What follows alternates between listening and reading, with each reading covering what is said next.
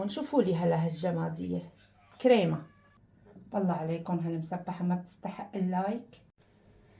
هلا شوفوا لي هالمنظر، بالله عليكم هذا المنظر هيك ما بيستحق اللايك والكومنت الجميل والاشتراك بالقناة. بالله عليكم هلا اسمعوا له صوت الطشة. هيك بتغمسي بالسمنة هيك واللحمة.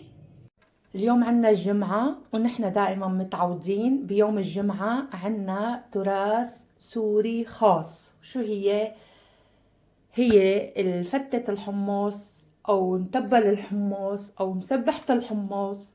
واليوم جايتكم بطريقة عمل مسبحة الحمص من الألف للياء، يعني من وقت ما نبلش نسلق الحمص ليجهز معنا المسبحة.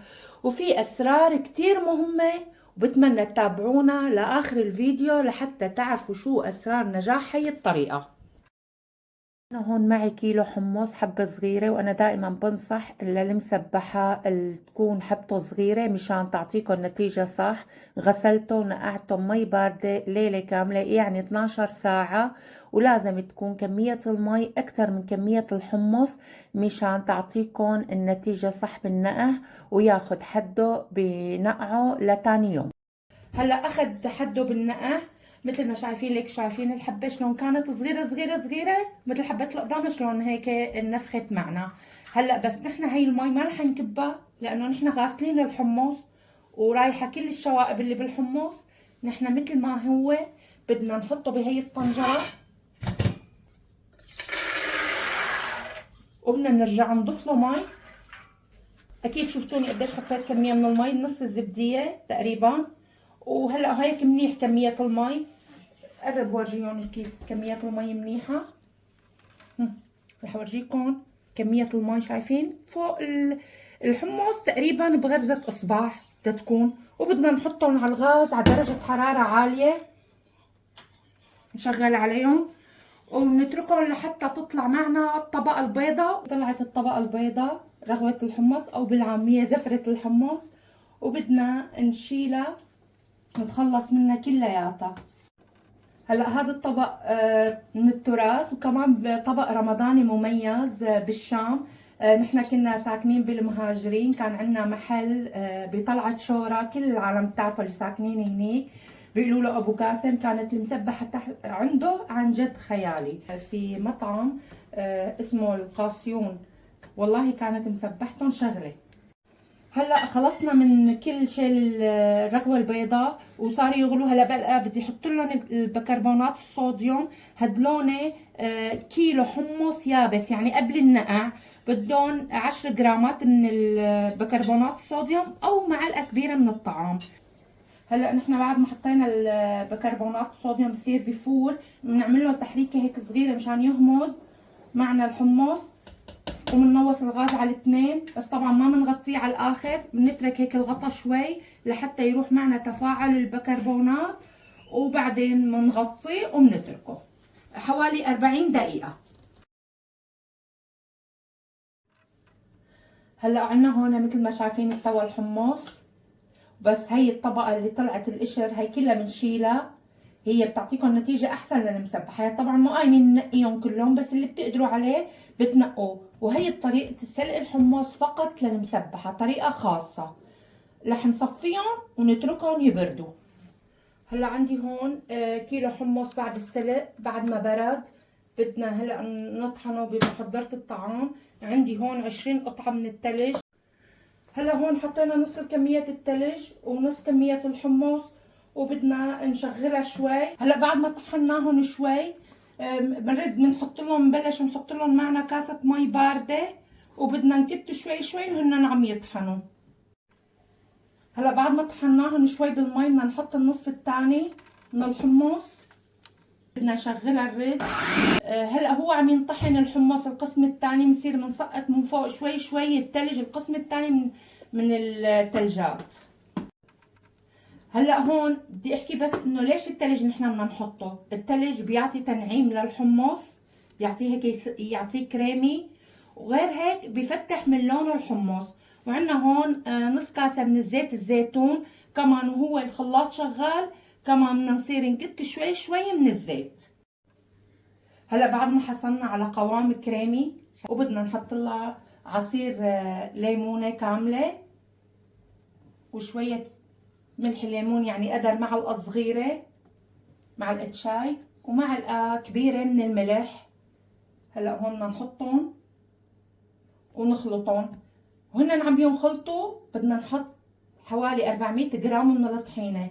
الطحينه بتعطيها طعمه طيبه وبتفتح اللون الحمص. هلا بس انا حابه لكم بالنسبه للسوائل، انا الكاسه الماء اللي شفتوني عم كت منها، احتجت منها حوالي نص كاسه. بس انتو اذا بدكم اياها انه جامده كتير بتحطوا ربع كاسه، اذا بدكم اياها طريه بتحطوا نص كاسه.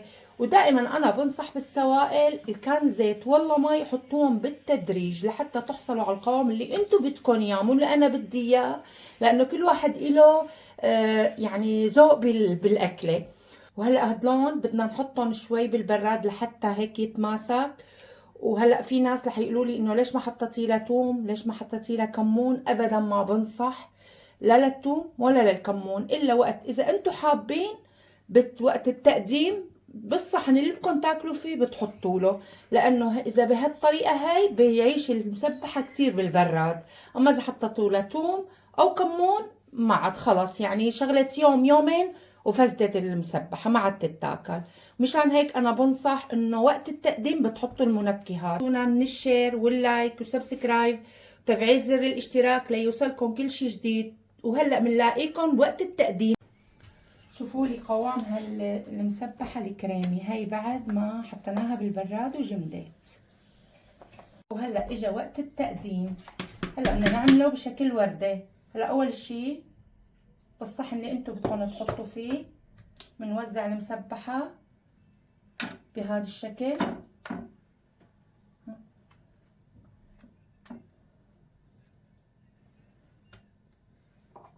عشان يطلع معنا شكل وردة. نرجع بنحط نفس الطريقة. هلا بعد ما حطينا الكمية اللي بدنا اياها بنصير بنسحب هيك عزاوية، هيك بنسحبها هيك وكلهم على نفس المستوى بنحطهم. هلا بنحط هون بنرد شوي بالنص، ما بنكتر مشان نسحبها سحبة صغيرة. وانتو قد ما بدكم، اذا بدكم اياها اعرض من هيك بتصيروا بتاخدوا المعلقة بالعرض، اذا بدكم اياها هيك مثل ما انا عم ساويها بالطول، وبيطلع منظر مشهي. وتلاقي السفرة الرمضانية غير شكل، خاصة اذا عندكم عزيمة شغلة مرتبة ابو راتب. هلا انا هون مقليه اللحمه. طبعا هلا في ناس بيقولوا لي انه فينا نطشهم مع السمنه، لا انا ما بنصح، لانه السمنه لازم تكون حاميه كتير وبتقوم بتحترق اللحمه. مشان هيك انا بقليها بزين فيها قد الكميه اللي بدكم اياها. هلا فيكم انتم ما تحطوا لحمه، انتم اللي بدكم اياه، بس انا هي بحطها انه نحن دائما هيك بناكلها بطشه سمنه. كنا بسوريا بيوم الجمعه على الفطور. هلا كمان اللية كمان غير شكل، اذا سليتوا لية وطشيتوها مع السمنة هي اي، اما اللحمة لا. هلا هون بنحط شوية مكسرات. كمان المكسرات اختياري، لا تتقيدوا بالشي اللي انا عم قلكن عليه، بس انا دائما بعطيكم الشي اذا انتم عندكم عزيمة تقدروا تساووا شغلة بتبيض الوش. وهلا هون بدنا نحط رشة بقدونس بالنص. وانا تركت حمص من المسلوقين، هن رح يكونوا مستويين كتير غير عن الحمص العادي، بس بالعكس هي لانه للمسبحة اطيب. بنحط هيك فوقهم شوي تعطي منظر حلو. وبنحط لها شوية لحمة كمان على الوجه وشوية مكسرات. هلا اجينا هون لتزيين البهارات. هلا عندي هون فلفلة حمراء، سماق، كمون. هلا هون صار دور الكمون. بدكم تحطوا لها دبس رمان، خيط طحينه، انتم اللي بدكم اياه بتزينوا فيه.